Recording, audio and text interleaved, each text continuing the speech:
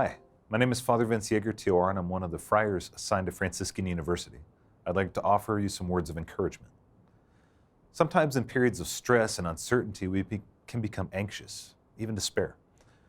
This makes complete sense, but there's a better way. Now you might be saying, great, easier said than done. That's fair enough. Let me explain it. So I was an engineer before I became a friar, so I can tend to geek out over science at times, but stick with me. A lot of us have been focused on microscopic things lately. They're too small to see without the aid of technology, but we know they exist and they have real effects. Now let's go down a couple levels. These microscopic things are made up of atoms. Atoms are made up of things called protons, neutrons, and electrons. Now, the wild thing is that these parts of atoms are only sometimes touching each other physically, if at all. They're held together by several different forces. It's a little bit like a bunch of springs being squeezed inside of a rubber band ball. Now, these forces are usually balanced in such a way so everything is incredibly stable, yet storing huge amounts of energy.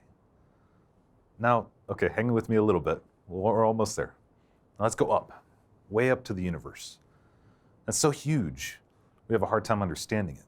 Some estimates say there are 100 to 200 billion galaxies in the universe. Now, if one galaxy equaled one sheet of paper and we put one sheet next to another, 100 billion would go around the Earth 2.5 times. Talk about huge. Now, one of those galaxies, the Milky Way, is ours, and it has approximately the same number of stars as there are galaxies, one of which is our sun. One of our 8 planets, or 9 if you count Pluto, is Earth. On our galaxy, or on our Earth, in our solar system, in our galaxy, in the vast universe, we exist, us. But our existence is not insignificant, because by going back to the tiny stuff I mentioned earlier, we see just how perfectly balanced, strong yet delicate everything is. This may lead some to anxiety, but it's precisely in our anxiety that we see our capacity for self-reflection, which shows that we're more than just matter. We most certainly have a role to play in maintaining this balance, but this balance reveals a force, a power, a being much greater than we are, God. He's ultimately in control, and He loves us. Listen for a moment to the words of Psalm 8.